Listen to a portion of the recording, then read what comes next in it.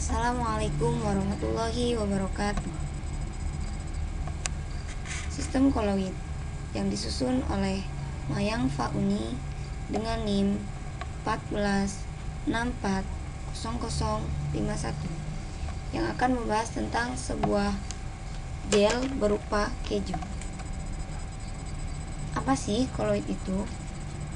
Koloid merupakan fase atau campuran antara fase yang terbentuk yang dikelompokkan menjadi campuran homogen atau larutan dan campuran heterogen. Campuran yang kondisinya antara homogen dan heterogen inilah yang disebut sebagai fase koloid. Selain itu, koloid juga dapat diartikan sebagai fase peralihan dari campuran homogen menjadi campuran heterogen. Misalnya, air dan susu jika dicampurkan akan membentuk dua fase. Meskipun terlihat seperti homogen, tetapi sebenarnya butiran susu masih terlihat di dalam campuran. Susu berperan sebagai zat larut atau fase terdispersi, sedangkan air berperan sebagai zat pelarut atau fase pendispersinya. Zat yang terdispersi akan berubah fase jika dicampur dengan zat lain yang fasenya berbeda, sedangkan fase pendispersinya tidak akan berubah. Next. Yang kedua yakni pembagian koloid. Koloid, jika kita lihat dari fase terdispersinya itu dibagi menjadi tiga. Yang pertama, koloid yang zat terdispersinya berwujud zat padat disebut sol. Yang kedua yakni koloid yang zat terdispersinya berwujud cair disebut emulsi. Sedangkan yang ketiga yakni koloid yang zat terdispersinya berwujud gas disebut fluid.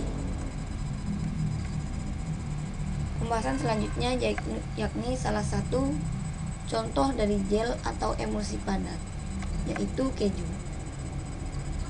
Keju adalah sistem koloid jenis emulsi padat atau gel.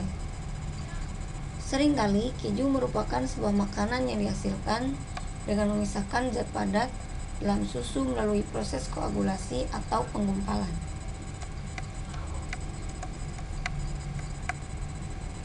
Pemurnian koloid. Pemurnian koloid dapat dilakukan dengan cara menghilangkan ion-ion yang mengganggu kestabilan koloid. Pada proses ini, sistem koloid yang mengandung ion-ion dimasukkan ke dalam kantong dan dicelupkan pada medium pendispersinya.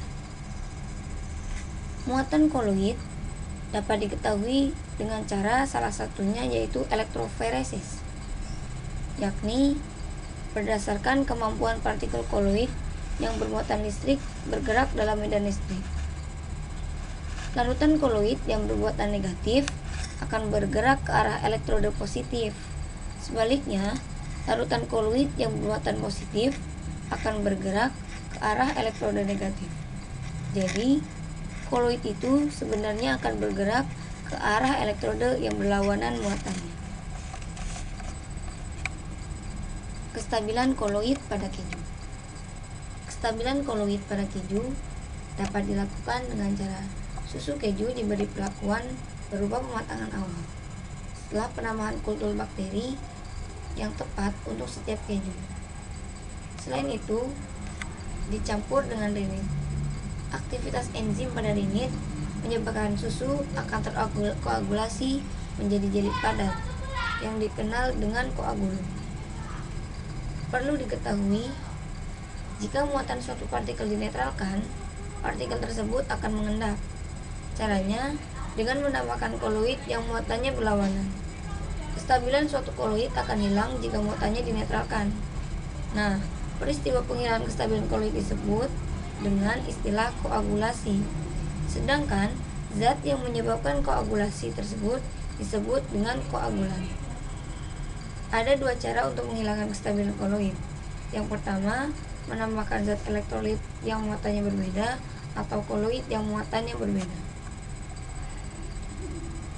Sekarang pertanyaannya, apa yang akan terjadi jika dua koloid yang berbeda yang mempunyai muatan berbeda akan dicampurkan? Jawabannya adalah mereka akan saling menarik sehingga akan terbentuk gumpalan. Pembuatan keju.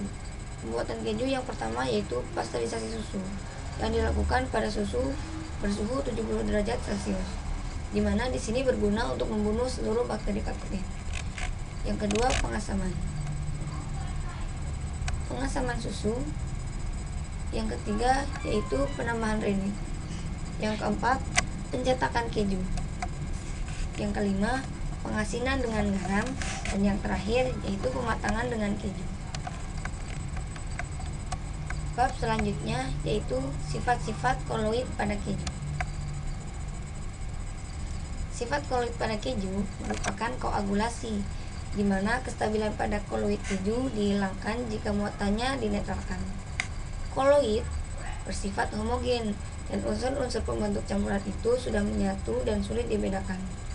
Hanya saja campuran itu tidak terbentuk oleh sebaran-sebaran molekuler partikel-partikel koloid yang bersifat stabil karena memiliki muatan listrik sejenis.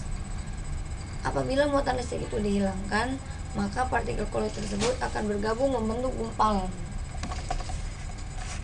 Next, untuk manfaat keju sendiri, yang pertama itu ada kaya vitamin A yang penting bagi indera penglihatan, kesehatan kulit, jaringan permukaan, dan perlindungan terhadap infeksi.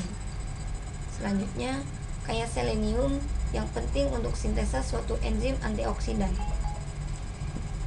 Selanjutnya, kaya kalsium yang penting untuk pembentukan tulang dan gigi, pembekuan darah, menjaga fungsi saraf, otot, dan irama jantung. Dan yang terakhir, mengandung mineral sehingga dapat melindungi gigi dari kerusakan. Seperti itulah penjelasan koloid berupa keju. And the last, thanks to Allah Subhanahu wa Ta'ala, Nabi Muhammad Sallallahu Alaihi Wasallam, our parents, our teachers, all of member visit me. And the last, forgive me. Thanks for your nice attention. Wassalamualaikum warahmatullahi wabarakatuh.